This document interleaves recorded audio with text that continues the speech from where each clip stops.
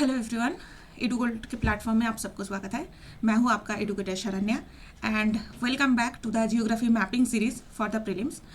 आज हम बात करेंगे इंडिया के लोकेशन से रिलेटेड जितने भी क्वेश्चंस आए हैं और उससे रिलेटेड जितने भी टॉपिक्स हमें जानना है। ओके, तो फर्स्ट ऑफ ऑल सबको पता है एडुगोल्ड एक ऐसा प्लेटफॉर्म है जहाँ पे आप अपने चॉइस के हिसाब से, अपने सब्जेक्ट के हिसाब से मेंटर चूज़ कर सकते हैं। जहाँ पे मैं एक एडुकेटर हूँ। मेरे 5+ ईयर्स ऑफ एक्सपीरियंस है UPSC, civil services, Indian forest services and state PCS में। मेरा पोस्ट ग्रेजुएशन है जवाहरलाल नेहरू यूनिवर्सिटी न्यू दिल्ली से। मैं as a volunteer wildlife crime control bureau पे भी काम कर चुकी हूँ। मेरे वर्क एक्सपीरियंस है स्टडी IQ एंड कायरो IAS, ये दोनों के साथ। एंड यहाँ पे मैं as a content developer, copy evaluator के ऊपर काम किया था। And now I am working as an educator in the Edugold, जहाँ पे मैं ecology, environment, geography, science and technology से रिलेटेड टॉपिक्स पढ़ाती हूँ। इसके साथ साथ मैं मेंटरशिप भी देती हूँ। किसी को अगर time management, notes making, previous year question को कैसे डिकोड करना है या फिर रिसोर्स से रिलेटेड कोई भी अदर चैलेंजेस फेस करते हैं तो मेरे साथ कॉन्टैक्ट कर सकते हैं एडुगोल्ड में। साथ साथ में मैं कॉपी इवेल्यूएशन भी करती हूँ GS सब्जेक्ट्स एंड ऑप्शनल का जो पेपर है जूलॉजी, मेरा जो ऑप्शनल पेपर था उसका। साथ साथ में ऑप्शनल की अगर आपको टीचिंग या मेंटरशिप चाहिए जूलॉजी एंड फॉरेस्ट्री ऑप्शनल के ऊपर, तो भी आप मुझे कांटेक्ट कर सकते हैं। ओके, और आपको कहाँ पे कांटेक्ट करना है? एडुगोल्ड में आप फाइंड ए मेंटर सर्च करेंगे तो आपको मिल जाएगा। ओके, तो नेक्स्ट प्रीवियस ईयर क्वेश्चन को हम देखते हैं। If you travel by road from Kohima to Kottayam, what is the minimum number of states within India through which you can travel, including the origin and the destination? तो कोहिमा कहाँ पे है? कोहिमा एक नागालैंड का जगह है। तो कोहिमा में हम अगर कोट्टायम है तमिलनाडु पे, तो ये इस टाइप के जो क्वेश्चन है, यहाँ पे हमें 7 स्टेट ट्रेवल करना है और इंडिया के मैप में कितने भी स्टेट्स है, कहाँ कहाँ पे उसका लोकेशन है, उसके बाउंड्रीज क्या क्या है, कौन कौन से स्टेट के साथ बाउंड्री है, अगर इंटरनेशनल बॉर्डर है तो उसमें हमें क्या क्या चीज़ याद रखना है, ये सब यूपीएससी में पूछे जाते हैं। इंडिया की जो ग्लोब में लोकेशन है वो बहुत इंपॉर्टेंट है। तो जैसे अब देखते हैं किस किस चीज़ को हमें याद रखने की ज़रूरत है। तो first thing is the location of India on earth. तो कोई भी अर्थ में अगर लोकेशन हम पॉइंट आउट करते हैं तो उसको लैटिट्यूड एंड लॉन्गिट्यूड के थ्रू यूज़ किया जाता है, उसकी लोकेशन डिनोट किया जाता है। जैसे इंडिया की लोकेशन, इंडिया की जो नॉर्थ वेस्ट पॉइंट है वो क्या है? 37 degree 6 minute north and 8 degree 4 minute north. मतलब इंडिया की जो लोकेशन है वो कम्प्लीटली नॉर्थर्न हेमिस्फीयर में सिचुएटेड है। एंड लॉन्गिट्यूड क्या है? 97 डिग्री 25 मिनट ईस्ट से 68 डिग्री 7 मिनट ईस्ट, तो ये लॉन्गिट्यूड है। एंड इंडिया के बीच में ट्रॉपिक ऑफ कैंसर क्रॉस करते हैं। तो इतना तो हमें याद रखना ही है। साथ साथ में और क्या क्या देखना है? The northern most point of India is Indira Col. This is Indira Col, a mountain pass in the Siachen मुस्ता region of Karakoram range in Jammu Kashmir. तो काराकोरम रेंज में जो सियाचिन ग्लेशियर है उसके पास इंडिया कोल एक इंडिया पॉइंट है। इंडिया कोल एक पॉइंट है जो नॉर्दर्न मोस्ट पॉइंट है। Southern most point of Indian territory, that is Indira point. अब इंडियन टेरिटरी मतलब इंडियन टेरिटरी में हमारे अंडमान निकोबार भी आएगा, लक्षद्वीप भी आ जाएगा, तो ये सारे एडेड होंगे। तो इसमें इंदिरा पॉइंट कहाँ पे सिचुएटेड है? Located in the great Nicobar island of Andaman and Nicobar island. तो अंडमान एंड निकोबार में जो इंदिरा पॉइंट है that is the southern most point of Indian territory. और इंदिरा पॉइंट नाम कैसे आया है? हमारी जो फॉर्मर प्राइम मिनिस्टर थे इंदिरा गांधी, उनके नाम पे। नेक्स्ट आते हैं southern most point of India mainland. तो इंडियन जो मेनलैंड है ये क्या था? हमारी इंडियन टेरिटरी था जो आइलैंड में सिचुएटेड है। अब एक है कि इंडिया की जो मेनलैंड टेरिटरी है, मेनलैंड में Kanyakumari is the southern most point of Indian mainland. Located कहाँ पे है? Confluence of Bay of Bengal, Indian Ocean and Arabian Sea. इन तीनों के कन्फ्लुएंस में धनुषकोडी एक स्पेसिफिक पॉइंट है, धनुषकोडी के पास कन्याकुमारी, जहाँ पे ये 3 सी की कन्फ्लुएंस है और ये तमिलनाडु का एक डिस्ट्रिक्ट भी है। ठीक है, तो कन्याकुमारी कहाँ पे सिचुएटेड है? तमिलनाडु पे। नेक्स्ट ईस्टर्न मोस्ट पार्ट कौन सा है? किबिथु ये है ईस्टर्न मोस्ट एक टाउन जो आंजो डिस्ट्रिक्ट ऑफ अरुणाचल प्रदेश, तो अरुणाचल प्रदेश में ये सिचुएटेड है। This is located at the junction of China, India and Myanmar. तो चाइना, इंडिया एंड म्यांमार की जो ये जंक्शन पॉइंट है यहाँ पे सिचुएटेड है। नेक्स्ट आते हैं the western most point of India is a small village in the Kutch district of Gujarat. तो कच्छ डिस्ट्रिक्ट गुजरात में सिचुएटेड है, वो है हमारी वेस्टर्न मोस्ट पॉइंट। ओके, तो लोकेशन हमें याद रखना है कि नॉर्थर्न पॉइंट इंडिया कोल है, साउदर्न पॉइंट इंदिरा पॉइंट है, मेनलैंड में कन्याकुमारी है, ईस्टर्न मोस्ट पॉइंट किबिथु एक टाउन है जो अरुणाचल में सिचुएटेड है, and Kutch district of Gujarat is the western most point, right. तो ये लोकेशन बहुत अच्छे से याद रखना है। नेक्स्ट आते हैं नेबर्स ऑफ इंडिया। तो इंडिया के नेबर्स में मोस्टली हम बात क्या करते हैं, पाकिस्तान, अफगानिस्तान, चाइना, नेपाल, भूटान, बांग्लादेश एंड म्यांमार। तो these are the land boundary countries जिसके साथ हमारी लैंड बाउंड्री होती है। जैसे नॉर्थ वेस्ट बाउंड्री है पाकिस्तान, अफगानिस्तान, और जैसे कि देखा जाए कि अफगानिस्तान की जो बाउंड्री है वो हमारे डायरेक्ट कंट्रोल में नहीं है, ये गिलगित बाल्टिस्तान का एक पार्ट है जो अभी पाकिस्तान के कंट्रोल में है, but this is an Indian territory. Okay, next आते हैं नॉर्थ बाउंड्री। नॉर्थ बाउंड्री में चाइना, नेपाल, भूटान। तो चाइना की बाउंड्री 3 सेक्टर में डिवाइडेड है, western, central and eastern sector. बीच में आते हैं Nepal and Bhutan. East boundaries में होते हैं म्यांमार जो नॉर्थ ईस्ट स्टेट के साथ बाउंड्री फॉर्म करता है, एंड बांग्लादेश जो eastern territory and north east दोनों के साथ ही बाउंड्री फॉर्म करते हैं। ओके, तो इसके साथ साथ these are the land boundaries, साथ हमारी लैंड बाउंड्रीज थी, उसके साथ 2 मेरीटाइम नेबर्स भी है हमारी। एक है श्रीलंका जिसके साथ हमारी लैंड बाउंड्री नहीं है, बट वो मेरीटाइम बाउंड्री या फिर जो एक्सक्लूसिव इकोनॉमिक जोन है वो हम शेयर करते हैं, वो है श्रीलंका एंड मालदीव्स। तो in recent days Maldives are in news very much, तो इसको याद रखना है। Sri Lanka is separated from India by Gulf of Mannar, यहाँ पे Gulf of Mannar and Palk Strait. Palk Strait ये है पाक स्ट्रेट जो श्रीलंका के जाफना एरिया से बहुत पास है, जाफना एरिया से तमिलनाडु बहुत पास है। तो this is Gulf of Mannar and the Palk Strait area.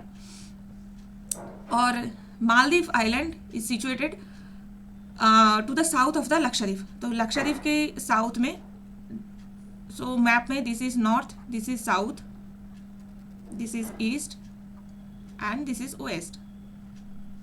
तो लक्षद्वीप और मालदीव ये दोनों के बीच में चैनल है, and both India and Maldives shares the maritime boundaries. Okay, तो अब बाउंड्री लेंथ क्या देखना है, Bangladesh shares the longest boundary with India. हालांकि देखने में चाइना को बड़ा लगता है, बट बीच में नेपाल और भूटान भी एडेड है, तो इसलिए लॉन्गेस्ट लैंड बाउंड्री इंडिया के साथ बांग्लादेश का ही है। This is also 5th longest border in the world. तो वर्ल्ड में भी ये बाउंड्री 5th पोजीशन में आता है। एंड शॉर्टेस्ट बाउंड्री कहाँ पे है, अफगानिस्तान के साथ, जो सिर्फ 106 किलोमीटर की है। ये अफगानिस्तान का जो एरिया है इसको वाखान कॉरिडोर कहा जाता है। ये this is called Wakhan corridor, जो बॉर्डर फॉर्म करता है Tajikistan, China, India and Pakistan का। ठीक है, तो इसे कहा जाता है वाखान कॉरिडोर। एंड ये जो एरिया है ये इंडिया के कंट्रोल में अभी नहीं है, क्योंकि ये गिलगित का पार्ट है एंड अभी पाकिस्तान के कंट्रोल में है। ठीक है, तो इतना आई होप सबको याद होगा। नेक्स्ट देखते हैं कि बाउंड्री स्टेट्स इंडिया के कौन कौन से बाउंड्री स्टेट्स है, बॉर्डर स्टेट्स है। जैसे पाकिस्तान बॉर्डर के साथ कौन कौन से स्टेट है, सबसे ऊपर है लद्दाख, उसके बाद जम्मू एंड कश्मीर। तो Ladakh and Jammu and Kashmir these are not the states, these are union territories. इसको याद रखना है। पहले जम्मू कश्मीर एंड लद्दाख हम साथ में बोला करते थे because they were states, but अब they are both 2 different Indian territories, union territories. Next आते हैं पंजाब। पंजाब में ये वाघा अत्तरी बॉर्डर सबको बहुत फेमस है क्योंकि फ्लैग मार्च होता है वहाँ पे। नेक्स्ट होते हैं राजस्थान, ये जायसवाल में डिस्ट्रिक्ट के थ्रू पास करते हैं। और उसके बाद होते हैं गुजरात, जो कच्छ एरिया, गुजरात का जो कच्छ एरिया है वो पाकिस्तान के सिंध प्रोविंस के साथ बॉर्डर फॉर्म करते हैं। तो गुजरात, राजस्थान, पंजाब, जम्मू एंड कश्मीर, लद्दाख, ये 5 टेरिटरीज है जो पाकिस्तान के साथ बॉर्डर फॉर्म करते हैं। सिमिलरली अफगानिस्तान के साथ कौन सा एरिया होगा, लद्दाख का एरिया है, क्योंकि ये लद्दाख गिलगित बाल्टिस्तान जो है वो लद्दाख यूटी का पार्ट है, एंड ये एकदम ऊपर थोड़ा सा पार्ट जो है 106 किलोमीटर ये पाकिस्तान के साथ बॉर्डर फॉर्म करता है, सॉरी अफगानिस्तान के साथ बॉर्डर फॉर्म करते हैं। That's why Ladakh is the bordering UT with Afghanistan. Okay, तो नॉर्दर्न बॉर्डर पे आप आते हैं।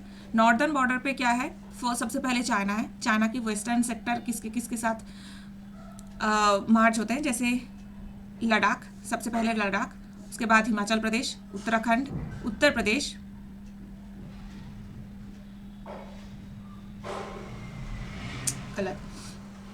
तो सबसे पहले देखते हैं कि बॉर्डर स्टेट्स चाइना के साथ इंडिया का कौन कौन सा स्टेट है।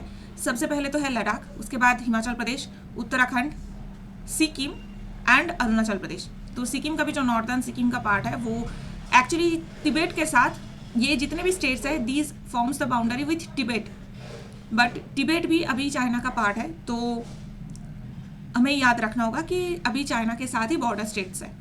ओके, नेक्स्ट नेपाल के साथ कौन कौन सा है, उत्तराखंड है, उत्तर प्रदेश है, बिहार है, वेस्ट बंगाल का जो थोड़ा सा पार्ट है वो फॉर्म करते हैं नेपाल के साथ बाउंड्री, एंड सिक्किम।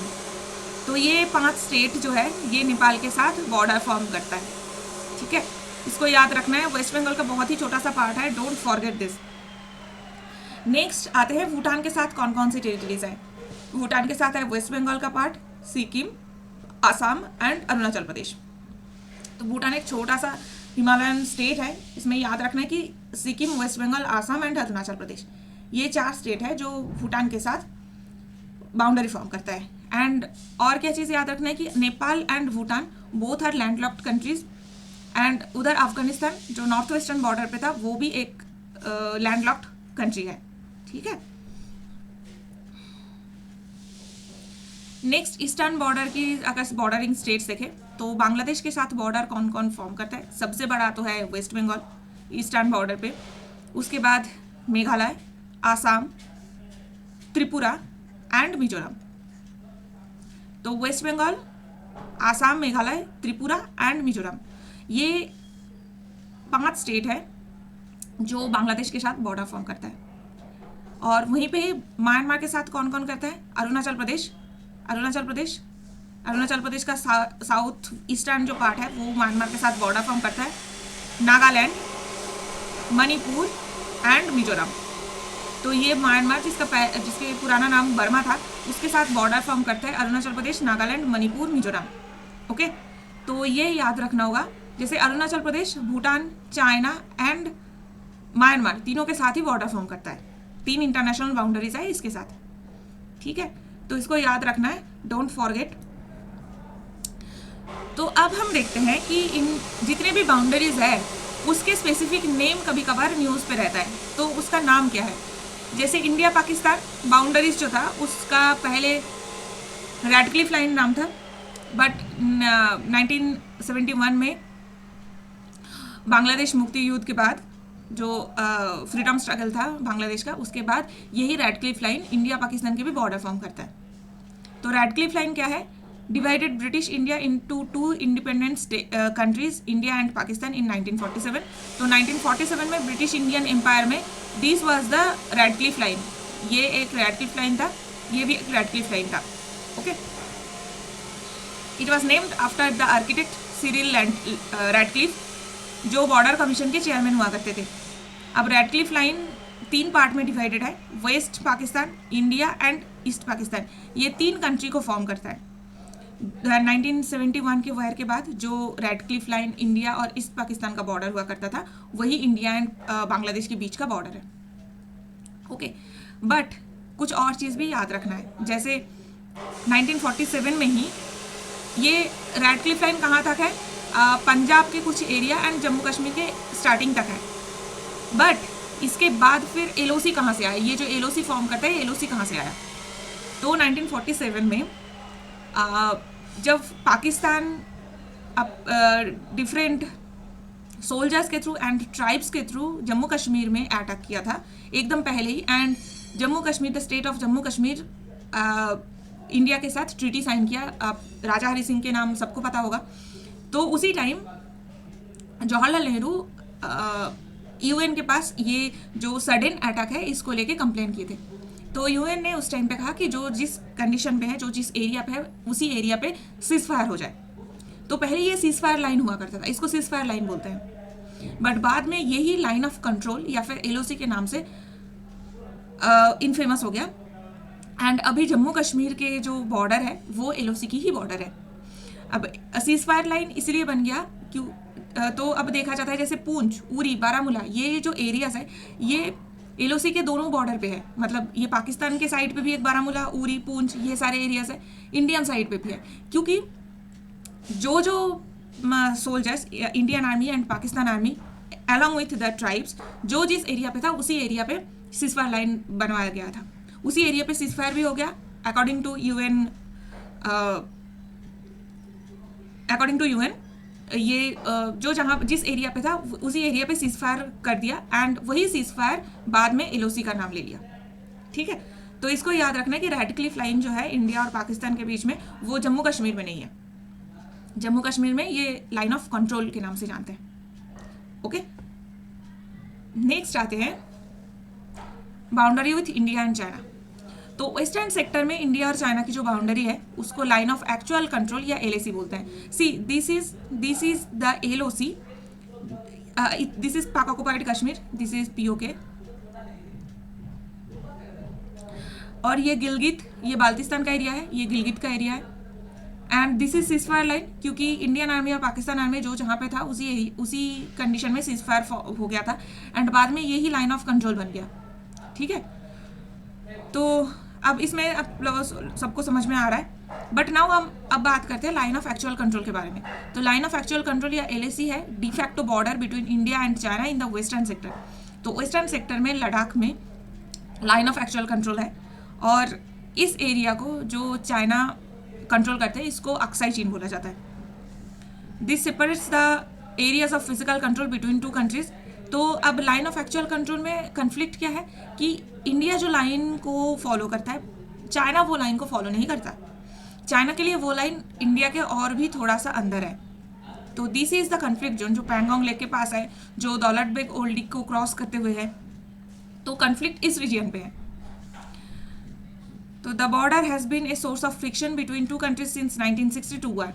तो 1962 वार में क्या हुआ था, चाइना ये जो पार्ट है अक्साई चीन का पार्ट है इसको कंट्रोल कर लेते हैं एंड उसके बाद से ही इंडियन आर्मी और Chinese army PLA people's republic of China की जो आर्मी है ये दोनों एक्चुअल इस एरिया पे पेट्रोलिंग करते हैं। बट एक चीज़ हमेशा याद रखना, जैसे लाइन ऑफ कंट्रोल में एलओसी में कभी सीजफायर हुआ था तो यहाँ पे बॉम्बिंग होती है। इस एरिया पे कभी इंडियन आर्मी बॉम्बिंग करते हैं, कभी पाकिस्तान आर्मी बॉम्बिंग करते हैं, बट वैसे कुछ भी लाइन ऑफ एक्चुअल कंट्रोल में नहीं हो सकता ये। तो इसमें जितने भी आप कन्फ्लिक्ट के फोटोज़ देखे होंगे उसमें कोई भी गन्स, मशीन गन, ये इस तरीके की कोई भी एमुनिशंस नहीं है। तो मोस्टली लाठी या फिर पत्थर से लड़ाई करते हैं इस एरिया पे। तो इसको भी याद रखना है कि लाइन ऑफ एक्चुअल कंट्रोल में कोई भी आप आर्म्स एंड एमुनिशंस यूज़ नहीं कर सकते। नेक्स्ट आते हैं मैकमोहन लाइन। मैकमोहन लाइन, अच्छा ओके, तो ये वेस्टर्न सेक्टर में कन्फ्लिक्ट जोन जो है वो अक्साई चीन के पास है, लद्दाख के रीजन पे। उसके बाद का जो एरिया है वो मोस्टली पीसफुल एरिया है। ये हिमाचल प्रदेश एंड उत्तराखंड के एरियाज़ में कोई भी बॉर्डर कन्फ्लिक्ट नहीं है। Even in the Sikkim region कोई भी एज सच कन्फ्लिक्ट रीजन अभी नहीं है। बट अगेन कन्फ्लिक्ट फिर से स्टार्ट होता है ईस्टर्न जोन पे अरुणाचल प्रदेश के पास। यहाँ पे मैकमोहन लाइन है जो इंडिया एंड चाइना की बीच में बॉर्डर फॉर्म करते हैं। ये एक साइनो इंडियन बॉर्डर है in the east, but China never accept this line as a border. क्यों? क्योंकि 1914 में जो ट्रीटी साइन हुई थी, साइनो इंडियन ट्रीटी, उसमें वो ब्रिटिश इंडिया और तिब्बत के बीच में था और चाइना एंड तिब्बत वो दोनों अलग अलग कंट्रीज एग्जिस्ट करता था। तो अब चाइना ने तिब्बत को अपना पार्ट मानते हैं, तो ये ही डिफैक्टो बॉर्डर होनी चाहिए, बट चाइना उसे मानते नहीं है। China shows Arunachal Pradesh as a part of south Tibet and इसीलिए बीच बीच में वो अरुणाचल प्रदेश के कुछ एरियाज़ के नाम मैंडरिन लैंग्वेज पे बदलते रहते हैं, चेंज करते रहते हैं। बट ये जो क्लेम है चाइना का, ये क्लेम इंटरनेशनल कम्युनिटीज़ नहीं मानते हैं और ये ये जो ट्रीटी था ब्रिटिश इंडिया और तिब्बत के बीच में, उसका नाम क्या था? शिमला अकॉर्ड। ठीक है, क्योंकि तिब्बत उस टाइम पे एक इंडिपेंडेंट स्टेट हुआ करता था, बट अब वो नहीं है, क्योंकि तिब्बत की जो गवर्नमेंट है वो अभी गवर्नमेंट इन एग्जाइल है एंड वो धर्मशाला से ऑपरेट करते हैं। तो अब वो इंडिपेंडेंट स्टेट की तरह नहीं है, एंड इसीलिए क्या है, चाइना इस मैकमोहन लाइन को अरुणाचल प्रदेश और अरुणाचल प्रदेश की इस लाइन को इंडिया और चाइना का बॉर्डर नहीं मानता। ठीक है, तो इसीलिए ईस्टर्न रीजन पे भी ये कन्फ्लिक्ट जोन है, इसको याद रखना है। नेक्स्ट और एक बॉर्डर है जो ब्रिटिश इंडिया के साथ बना था, वो है डूरंट लाइन। डूरंट लाइन क्या है? एक इंटरनेशनल बॉर्डर है between Pakistan and Afghanistan. Sir Mortimer Durand एक इस एरिया के ब्रिटिश एम्बेसडर थे। इन्होंने अफगानिस्तान एंड ब्रिटिश इंडिया के बीच ये लाइन फॉर्म किया था। तो डूरंट लाइन कैसे कट करते हैं? पश्तून ट्राइब एरियाज को कट करते हैं ये। तो पश्तून, बलोच और जितने भी इंडिजिनस कम्युनिटीज़ हैं उसके बीच में ये लैंड बाउंड्री फॉर्म करते हैं। क्यों? क्योंकि सबको पता है कि डिवाइड एंड रूल एक पॉलिसी था ब्रिटिश गवर्नमेंट का, जो पाकिस्तान में किया है। पाकिस्तान के पंजाब एरिया को इंडिया, जो पंजाब स्टेट था उसको बीच में से काट दिया। पंजाबीज इंडिया के साइड में भी है, पंजाबीज पाकिस्तान के साइड में भी है। वैसे ही बांग्लादेश का भी ईस्ट पाकिस्तान फॉर्म किया, जिसमें बंगाली ईस्टर्न साइड बांग्लादेश में भी है, बंगाली वेस्ट बंगाल में भी है। तो divide and rule is British policy. तो उसी की वजह से पश्तून ट्राइब्स जो है, पश्तून ट्राइब्स कहाँ पे रहते हैं? ये पाकिस्तान के खैबर पख्तूनख्वा प्रोविंस एंड अफगानिस्तान में रहते हैं। तो बॉर्डर के दोनों साइड में है, तो इनके घर होता है, एक घर हो सकता है पाकिस्तान, ससुराल हो सकता है अफगानिस्तान। इस तरीके से ये लोग इंटरमिंगल्ड है। वैसे ही सिमिलरली बालोचिस्तान का भी कंडीशन है। बालोच जो ट्राइब्स है वो ईरान पे भी रहते हैं, वो पाकिस्तान में भी रहते हैं, वो अफगानिस्तान में भी रहते हैं। तो पॉलिटिकली एथनिक पश्तून्स को, बालोच को एंड अदर जितने भी एथनिक ग्रुप्स है उसको इस लाइन के थ्रू डिवाइड कर दिया है। तो डूरंट लाइन भी कभी पूछे जा सकते हैं, क्योंकि इंडिया और अफगानिस्तान की भी जो रिलेशन है उसके उस पर कुछ चेंजेस हो रहे हैं, तो पूछे जा सकते हैं, इसको याद रखना। नेक्स्ट आते हैं, जो मैंने फर्स्ट स्लाइड में दिखाया था कि इंडिया के बीचों बीच ट्रॉपिक ऑफ कैंसर पास करते हैं। ठीक है, तो ट्रॉपिक ऑफ कैंसर कौन कौन से स्टेट के थ्रू पास करते हैं, इसके रिलेटेड क्वेश्चंस भी आ चुके हैं। तो ट्रॉपिक ऑफ कैंसर क्या है? ये एक लैटिट्यूड लाइन है 23.5 डिग्री का। It passes through 8 states in India, और वो स्टेट्स क्या क्या है? Gujarat, Madhya Pradesh, Chhattisgarh, Jharkhand, West Bengal, Tripura and Mizoram. तो वेस्ट में गुजरात, उसके बाद मध्य प्रदेश, फिर Chhattisgarh, Jharkhand, West Bengal, Tripura and Mizoram. These are 8 states जिसके through tropic of cancer cross करते हैं। एंड स्पेसिफिकली विदिशा के पास मध्य प्रदेश में ट्रॉपिक ऑफ कैंसर के लाइन कौन सी एरिया पे है वो मेंशन होते हैं, तो इसको देख सकते हैं। और क्या चीज़ याद रखना है कि त्रिपुरा में एक शहर है उदयपुर। तो उदयपुर दो एरिया पे शहर है, एक राजस्थान में भी है, एक त्रिपुरा में भी है। तो त्रिपुरा की जो उदयपुर शहर है वो क्लोजेस्ट है ट्रॉपिक ऑफ कैंसर का। ठीक है, ये ऑलमोस्ट उदयपुर के थ्रू ही क्रॉस किया है, तो ये याद रखना पड़ेगा आपको। नेक्स्ट क्या है कि इंडियन स्टैंडर्ड टाइम। तो इंडियन स्टैंडर्ड टाइम क्या है? एक लोकल टाइम है for the entire country in India. तो अभी जैसे अब सुबह 10:30 बज रहा है या फिर 11 बज रहा है, तो ये हमें कैसे पता चलेगा? इंडिया की जो लेंथ है वो बहुत बड़ा है। अरुणाचल प्रदेश में हो सकता है रात को 3 बजे, जो हमारी टाइम होती है उसमें रात को 3 बजे सनराइज हो जाता है। वहीं गुजरात का जो कच्छ एरिया है वहाँ पे हो सकता है सुबह 7 बजे होता है। तो ये इतना लंबा जो डिस्टेंस है इसको एक सिंगल टाइम के थ्रू हमें डिनोट करना पड़ेगा ना। तो इसीलिए 82 डिग्री 30 मिनट ईस्ट का जो लाइन है इसको इंडियन स्टैंडर्ड टाइम के थ्रू माना जाता है। जैसे ग्रीनिच मीन टाइम हम देखते हैं 0 डिग्री लॉन्गिट्यूड है, वैसे ही सिमिलरली जो इंडियन स्टैंडर्ड टाइम है वो 82 डिग्री 30 मिनट ईस्ट लाइन है। The IST is based on 82 degree 30 minute east which passes through Mirzapur city of Uttar Pradesh. तो ये है मिर्जापुर शहर जिसके ऊपर से लाइन क्रॉस करता है। IST को दूसरे नाम क्या हो सकता है? UTC plus 5.5 hours. तो ये क्या है? इंडियन जो कोऑर्डिनेटेड यूनिवर्सल टाइम है, यूनिवर्सल टाइम कोऑर्डिनेटेड जो ग्रीनिच मीन टाइम है, उसके साथ 5 आवर्स 30 मिनट्स अगर हम ऐड करेंगे, जो लंदन के टाइम है उसके साथ अगर 5 आवर्स 30 मिनट्स ऐड करेंगे तो वो इंडियन टाइम हो जाता है। ठीक है, इसको याद रखना है। अब देखते हैं कौन कौन से स्टेट के थ्रू ये IEST फ्लो हुआ है। एक तो है उत्तर प्रदेश जो मिर्जापुर शहर है, उसके बाद मध्य प्रदेश, छत्तीसगढ़, ओडिशा एंड आंध्र प्रदेश। तो इसके अलावा कि तेलंगाना हो, बिहार हो, झारखंड हो, कोई भी नाम आ जाए, दीज आर एब्सोल्युटली रॉन्ग। कौन कौन से आपको याद रखना है? उत्तर प्रदेश, मध्य प्रदेश, आंध्र प्रदेश, छत्तीसगढ़ एंड ओडिशा। तो ट्रॉपिक ऑफ कैंसर और IST में कौन सा स्टेट है? मध्य प्रदेश है और छत्तीसगढ़ है। ठीक है, ये छत्तीसगढ़ और मध्य प्रदेश, ये दोनों स्टेट हमने कहाँ पे देखा था? मध्य प्रदेश और छत्तीसगढ़ हमने ट्रॉपिक ऑफ कैंसर पे भी देखा है और इंडियन स्टैंडर्ड टाइम पे भी देखा है। ठीक है, ये तो फिर इसके ऊपर क्वेश्चंस भी आए हैं, इसको ज़रूर याद रखना है। नेक्स्ट आते हैं चैनल्स ऑफ इंडिया। तो चैनल क्या है? एक स्मॉल स्ट्रेच ऑफ वाटर है जो दोनों लैंड मास को अलग करते हैं, उसको चैनल कहते हैं। ये अगर बहुत स्मॉल होता है, बहुत ही स्मॉल होता है, तो इसको स्ट्रेट कहा जाता है। अदरवाइज अगर थोड़ा सा बड़ा है तो उसको चैनल कहा जाता है। This is channel and this is straight. जैसे मालक्का एक स्ट्रेट है, पाक एक स्ट्रेट है। तो इंडिया में कौन कौन से चैनल है? Maritime boundary channel. Maritime boundary किसके किसके बीच में था? मालदीव और इंडिया के बीच में था, और वो 8 डिग्री चैनल के थ्रू पास करता है। तो ये अगर लक्षद्वीप है और ये अगर मालदीव है, इसके बीच में 8 डिग्री चैनल फ्लो करता है। तो हमने इंडिया के मेनलैंड का साउथर्न पॉइंट क्या देखा था? 8 डिग्री 4 मिनट था। तो उसी के पास 8 डिग्री के थ्रू ये मालदीव का और इंडिया लक्षद्वीप का मेरीटाइम बाउंड्री है 8 डिग्री चैनल। ठीक है, this separates the islands of Minicoy. तो लक्षद्वीप की जो लास्ट आइलैंड है उसका नाम है मिनिकॉय। तो ये मिनिकॉय आइलैंड और मालदीव के बीच में है। This is 8 degree channel.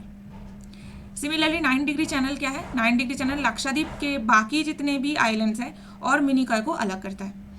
तो जितना हम इक्वेडर के पास जाएंगे, लैटिट्यूड उतनी कम होती रहेगी। जैसे इक्वेडर पास करता ही है मालदीव के बीच में, तो मालदीव को कट करता है ये इक्वेडर। तो यहाँ पे 0 डिग्री होगा। जितना हम नॉर्थ की तरफ मूव करेंगे तो लैटिट्यूड बढ़ता रहेगा, तो लैटिट्यूड बढ़ता रहेगा। अब लक्षद्वीप और मालदीव के बीच में है 8 डिग्री चैनल, लक्षद्वीप की बाकी आइलैंड और मिनिकॉय के बीच में है 9 डिग्री चैनल। ओके, अब आते हैं 10 डिग्री चैनल पे। 10 डिग्री चैनल कहाँ के किस में फ्लो करता है? ये अंडमान की जो आइलैंड्स हैं, ये है अंडमान की आइलैंड, ये है निकोबार की island.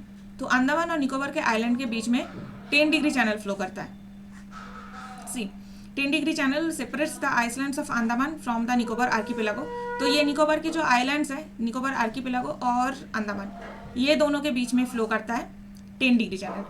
The channel is between little Andaman and car Nicobar. तो सबसे नीचे है लिटिल अंडमान, सबसे अंडमान आइलैंड्स के सबसे लास्ट आइलैंड क्या है? लिटिल अंडमान। और निकोबार के सबसे नॉर्थ आइलैंड कौन सा है? कार निकोबार। तो ये नॉर्थ और साउथ के ये दोनों आइलैंड के बीच में 10 डिग्री चैनल फ्लो करता है। तो this is 10 degree channel, this is 8 degree channel, this is 9 degree. Okay, next है कि 11 डिग्री चैनल। तो 11 डिग्री चैनल अमेंदिवी और कन्नानौर के बीच में है। ये दोनों ही लक्षद्वीप की आइलैंड है। Amindivi, Minicoy, Lakshadweep, these are the islands. तो अमेंदिवी और कन्नानौर के बीच में 11 डिग्री चैनल फ्लो करता है। ठीक है, नेक्स्ट आते हैं इंडिया और श्रीलंका के बीच में जो बाउंड्री है वो है पाक स्ट्रेट। दिस इज पाक स्ट्रेट जो जाफना एरिया पे है। ये श्रीलंका की जाफना एरिया एंड इंडिया की तमिलनाडु स्टेट के बीच में है। तो इसके थ्रू पाक स्ट्रेट फ्लो करता है एंड उसके बाद इसके नीचे गल्फ ऑफ मन्नार है। ठीक है, this is called gulf of Mannar.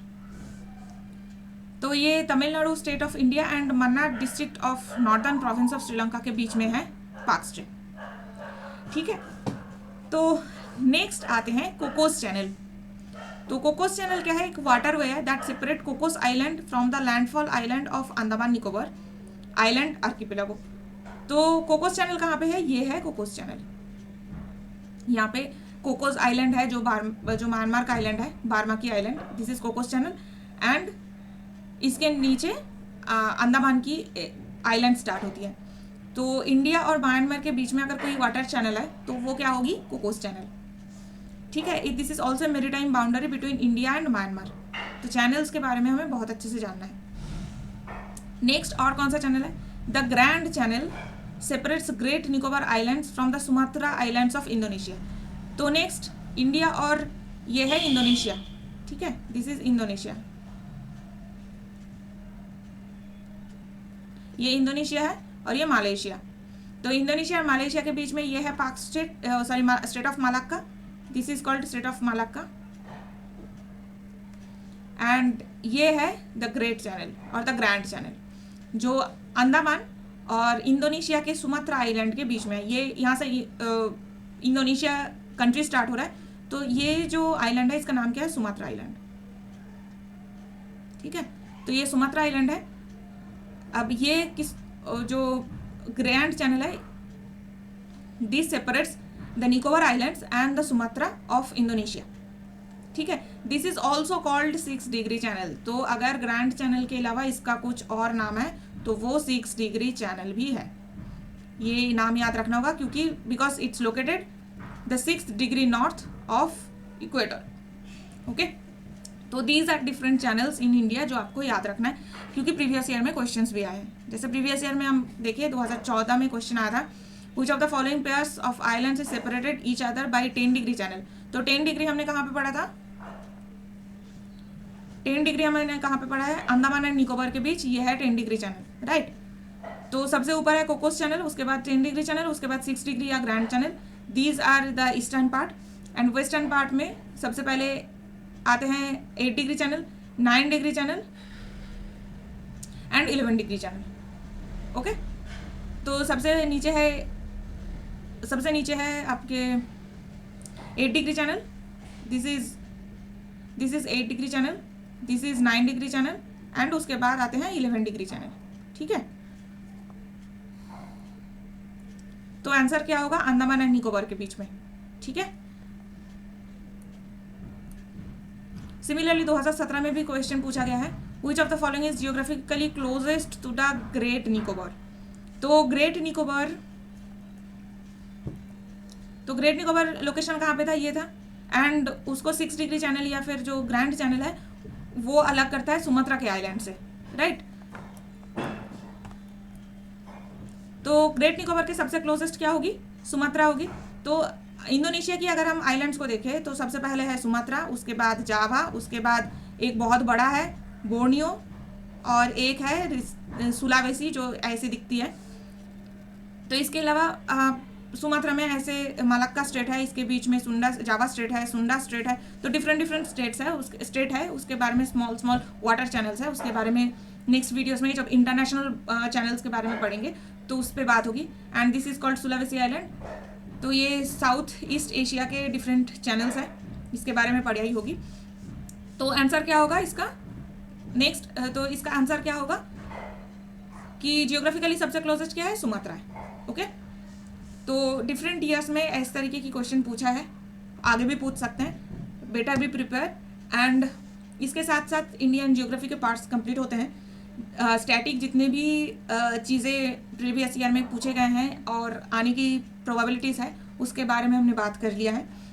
अब इन्वायरमेंट से रिलेटेड इंडिया में कौन कौन सी एरियाज इंपॉर्टेंट है उसको लेके नेक्स्ट वीडियोस में बात करेंगे। नेक्स्ट क्लासेस में हम इंडिया के इन्वायरमेंटल जो लोकेशंस है उसको लेके बात करेंगे। ठीक है, तो this is it. Indian geography का स्टैटिक कभी कंप्लीट होता है, आगे जितने भी वीडियोस आएगा उसके लिए stay tuned and thank you.